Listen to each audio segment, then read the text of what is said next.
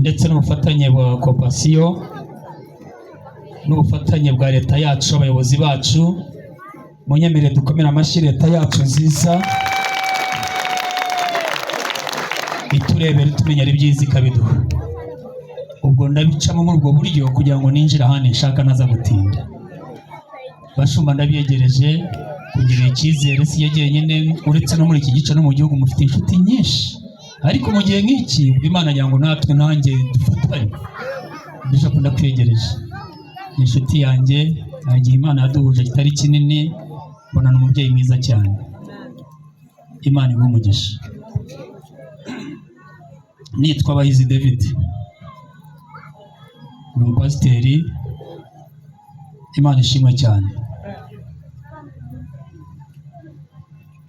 Mu kanya nje nirukanka, madamu twari hamwe, ndamwe n'Imana ibarinde, ndagiye ati Imana ibane namwe. Iyo abivuze Imana ibane nanjye. Madamu nashatse ejo bundi, munyumve, ndashaka gukora ibintu bibiri niba nimunyemerera. Ndashaka kuvuga izina rya Yesu mu byanditswe byera, nkanarivuga ndirimba. Hari icyo bibatwayira? Muraza kwishyigikira? Umudamu dushakanye vuba ejo bundi. Haleluya. Amen. Dushakanye ryari?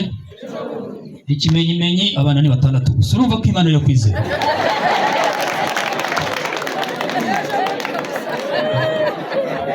Bangahe? Bonyine gusa. Twabigenzemo neza kandi ari ejo bundi. Biramugenze ngo n'ejo bundi. Yesu ashimwe cyane. Duhawe umugisha nk'abandi babyeyi bose, ni Imana ibikora.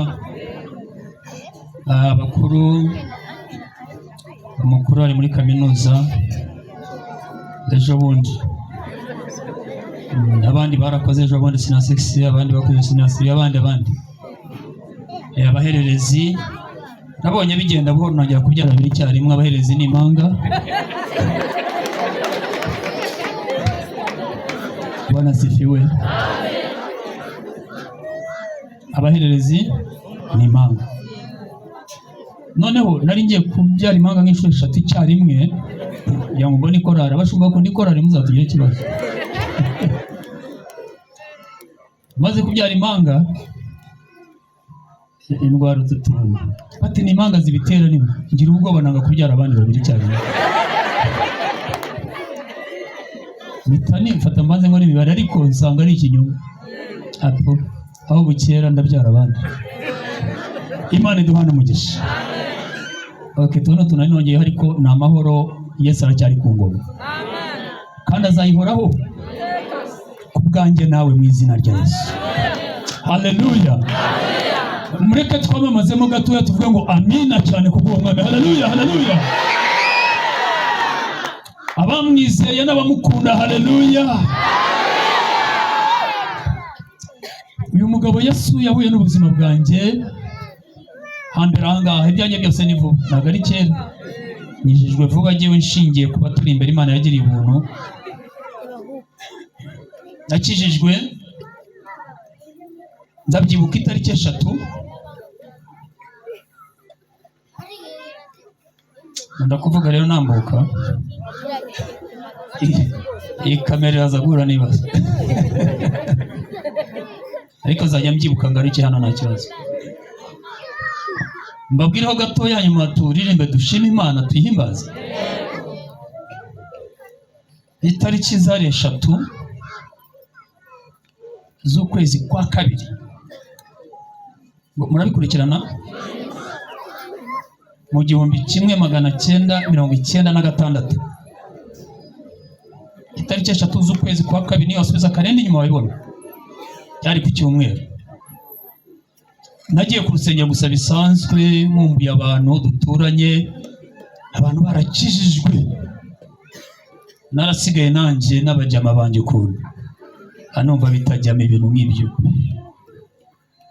Ariko ndavuga ni najya ku rusengero ntabwo nibona abantu ushaka, baramutse n'ibyo byanjyanye.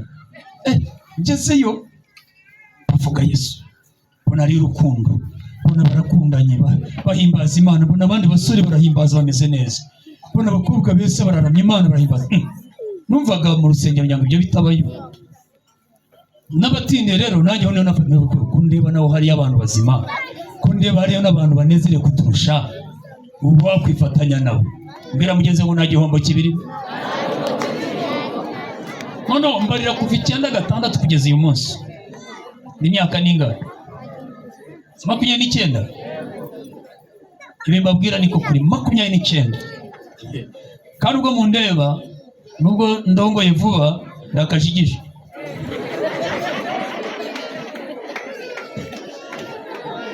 Kuko icyo gihe nyizwa nari mu myaka 21 uguze guteranya nawe uri mukuru.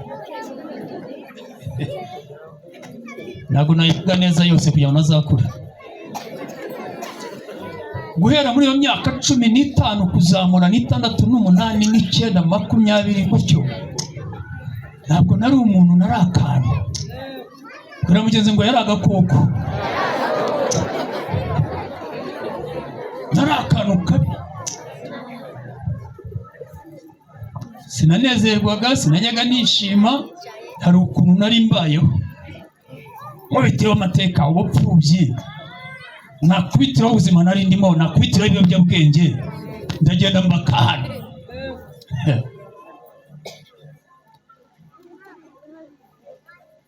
Hari abantu ushaka kuvuga nabo mu kanya gato naniza nkaririmba mbakahana. Nafite umubyeyi umbwira ngo sigaho wa mwana, ngo nibura nahaze kumbwira atari ko mwana wanjye. None uracyafite umubyeyi umbwira atari ko mwana wanjye. Mwumve, ufite amahirwe wowe bakibwira ngo kuko nta soni saa 7 za nijoro, nta soni. Burya ni amahirwe no kutabizi. Twe twabuze ababitubwira, ariko duhuye n'inkuru nziza y'agakiza, twumvise amagambo y'ubwami. Haleluya. Yes. Amahirwe twagize duhura n'aya magambo tugiye kubabwira mu kanya, turi bisenzegeri tutariho.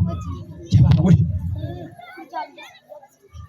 umubyeyi yayoboraga numva ndamukunze, anyibutsa ivuga butumwa ryo hambere. Icyo gihe meze gutyo nari naragiye gushaka ubuzima. Garuke mu izina rya Yesu, garuke rwose. Imana yo mu ijuru yatwemere ko duteranye, itwumve mu izina. Ugaruke wirukanka cyangwa murebe ko washizemo, nanijya mu byibagirwa. Humure, ndaje tunezere. Ndihera ubuhamya mbaho amakuru ese ko mbona handi wari arandara hafi nyuma y'izuru.